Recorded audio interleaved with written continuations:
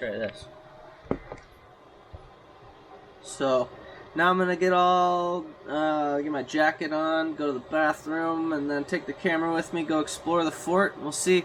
I don't know what fort it is here, but I saw a sign when we were driving in that said there's a fort you can go explore, so I'm gonna go check it out. I'm excited.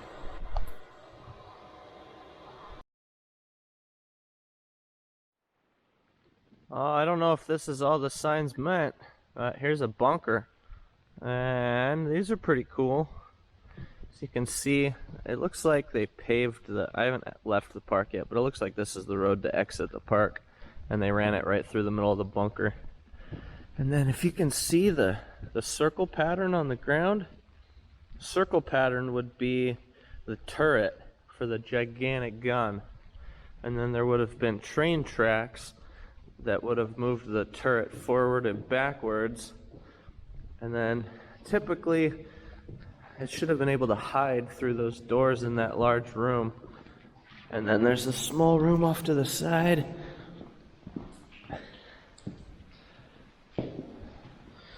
Storage of this, that, and the other thing.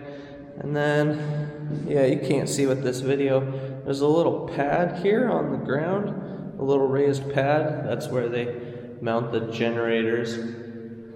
Hell awaits. Watch out. Boom. Ha. And then that door there is locked, so can't see what's inside of there.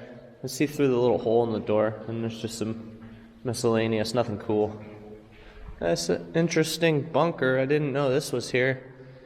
Obviously those trees would have needed to be knocked down for the turret to be effective.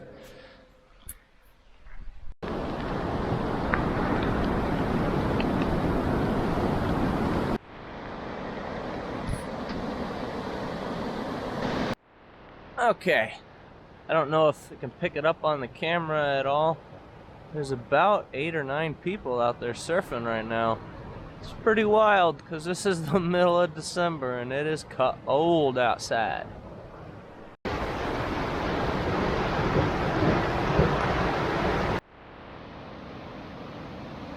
This is a pretty neat spot right here. It's pretty funny too because it's an important bird area.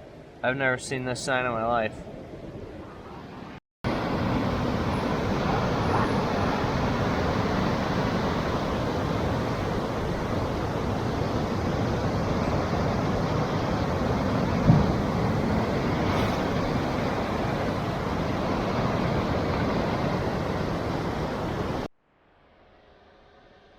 These windows are all just covered in condensation, trapped in there by the blackout curtains and then brought on by the propane heater. So I thought I would open all the curtains halfway, let some light in here, and let that diesel heater dry out hopefully dry all the windows off. We'll see how it works. But man, it's so much nicer having light in here. I haven't opened those things since I installed them over a month ago. This will make sense soon. Right now, it is a giant disaster. Whoa. Diesel heater's been going hours on end now. The windows back here are starting to dry up. The windows up front are still very wet and hopefully dry soon. And then once I get back next week, I have some plans to start doing some construction in here and make this a little bit better of a living situation for sure.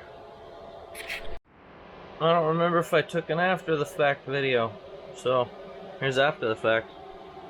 After dinner, everything else, I put all the windows back down.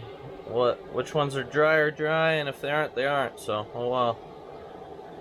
Yeah, looking forward to getting rid of a few things and making it look more organized in here. But for now, this is pretty good. I'm starting to get happy with this.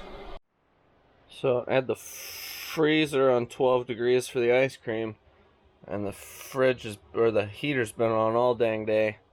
So my apps are telling me I'm at 10.5 volts. I don't even know if the bus is gonna start or not, but if it does, I should idle it for a little while.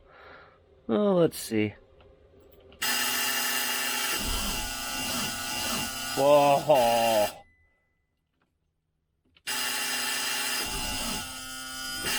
Nope.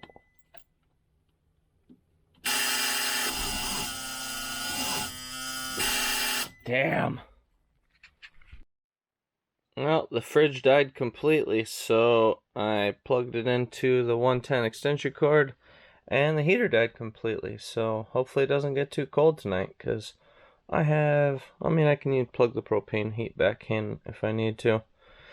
But yeah, that sucks. The battery's dead and the bus won't turn over, so hopefully in the morning Halberg has... So yeah, that's pretty lame. Halberg's got a jump box that's dead, so he's plugging it in to charge it overnight, and hopefully it'll fire the bus up in the morning. We're gonna learn then. Okay, 7 a.m. Tyler got me jump started with a little tiny jump pack fired right up. So now I'm just gonna let it high idle for an hour or so. Turn the heater back on, so hopefully it'll get warm in here, and I'll go back to sleep because I was cold. I did not sleep at all with no heat in here.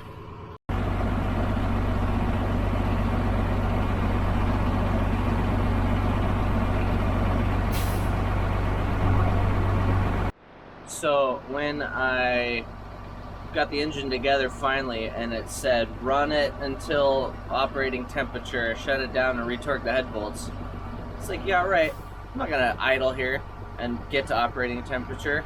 Case in point, I've been sitting here at camp. Tyler Halberg jump started me a little over an hour ago, and the temperature gauge now is, I don't know, that's 130, 140 degrees maybe. These darn diesels never warm up just sitting and idling. So whoever thinks that's possible is silly. Well, I just pulled a giant hill climb coming up from that direction, and I pulled over and checked the transmission while it was hot and added 3 more quarts of transmission fluid. The leak that Tyler fixed, his fix is doing great, so hopefully now the tranny will stay at the level it belongs, and we're gonna go exploring, see what we can find. So I just went 4 miles down a crazy 20-mile-an-hour sweevy tiny road, and now this is a road closed sign, and I can't get the rest of my destination, so I guess I gotta turn around.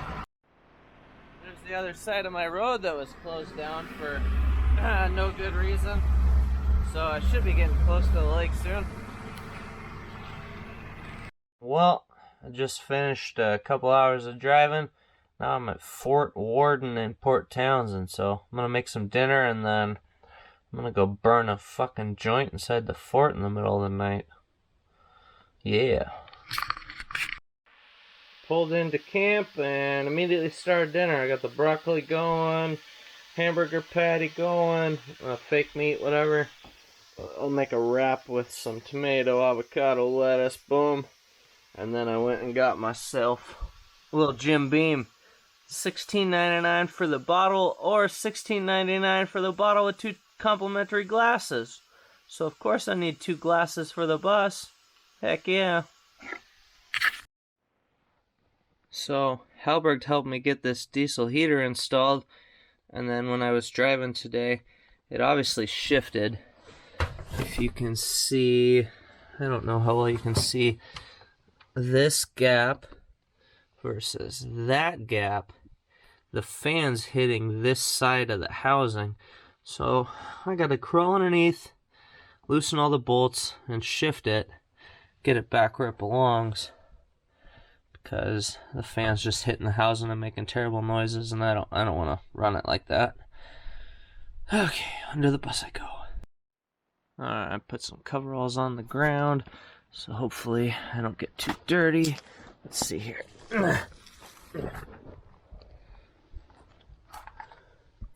So, here's the diesel heater underneath the bus. Just gonna loosen the screws.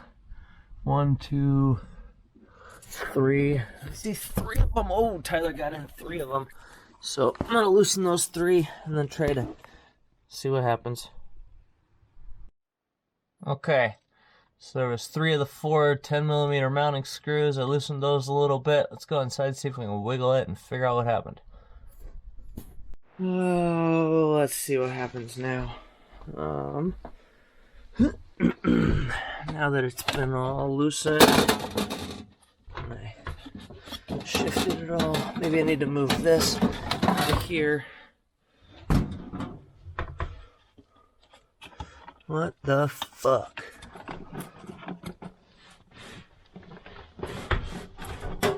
Okay. That doesn't touch. I don't know. I gotta twist it more than that. I don't like it. Well, there we go. I don't like it. It's not perfectly squared, but it's not hitting. It's not making noises. So, it's pretty funny. You take the end cap off, see the threads, and then there's a button on the side, and then the whole top cover comes off. It's interesting to see the differences between this Chinese heater and the Webasto that I'm used to. I can't say which one heats better because I'm going from a tiny van again to a 30-foot school bus. So of course this one, I think it's terrible because it's heating up so much more room. It doesn't feel like it's warmer. The fan is noisier, the controller's terrible, and the performance is less, I would say. However, you're looking at $150 versus $1,500. So, what's important to you? Me, I'll choose the Webasto every time. But it's an interesting experience with this Chinese thing. Alright, I'm going treasure hunting. I was walking around in the fort, and then I saw a red light, and I was like, there's no electricity in here. Somebody dropped their flashlight through the grating down into the sewer, and it's 3 or 4 feet down. So I grabbed my big magnet and whole bunches of zip ties since I couldn't find any string, and we're gonna ghetto rig something together and try to get that flashlight out. Oh, let's see, I don't know if you can see down in there the little tiny, yeah, the little red light. There's a flashlight down there. So I'm gonna use all these zip ties and my magnet, make this really long, and I'm gonna do some fishing. Well, I touched the darn flashlight half a dozen times, but my crazy invention didn't work because these new flashlights have aluminum bodies, so I quit. I give up. I managed to retrieve, I don't even know what this is. It looks like part of a putter, but it's only like, there's my foot. It ain't big, so who knows? I don't know. I'm going to bed. Alright, time to get breakfast cooking here. So, I left the heater on all night. I had the tube off and it was just blowing straight out of the end right at the air mattress. I put it on the absolute lowest setting so that it wouldn't melt the dang air mattress. And I was hoping that it would make the air mattress full of hot air. It worked out okay. It wasn't the world's best.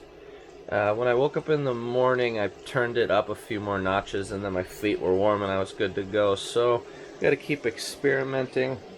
Actually, when I get back, I'm gonna build a platform, put the bed right above the heater, and then I'll just aim this hose straight up, and then we'll be good because there'll be hot air coming up underneath the mattress. So, once I get back, get some 2x4s, we're gonna start some building around here. And here's the kind of gloomy, sprinkly, cloudy morning that we're having. I'm still gonna go for a little walk down by the water once I get this breakfast taken care of. So I go in there to use the shower, put in a token, everything's working great. Water shuts off after 3 minutes. I put in another token, it gets stuck. I'm like, oh, come on. So I put a third token in. Now they're both stuck. So then I'm like, what the crap do I have? Was able to get the keys to the school bus, push it down the token slot, and push them down, both down there, so I could continue my shower. And then I was thinking about going exploring the fort, but while I was showering, the wind and the rain picked up so bad, I took my jacket off, because I mean I can't put it over this shoulder because of my sling. So I took my jacket, the wind would hit me and it would blow it off this shoulder, and then I'd be twirling around looking like an idiot trying to chase my jacket off of the other shoulder. I was like, yeah, this isn't working. So I'm just gonna head back and make the drive, because yeah, weather's foul. I don't like hanging out in foul weather.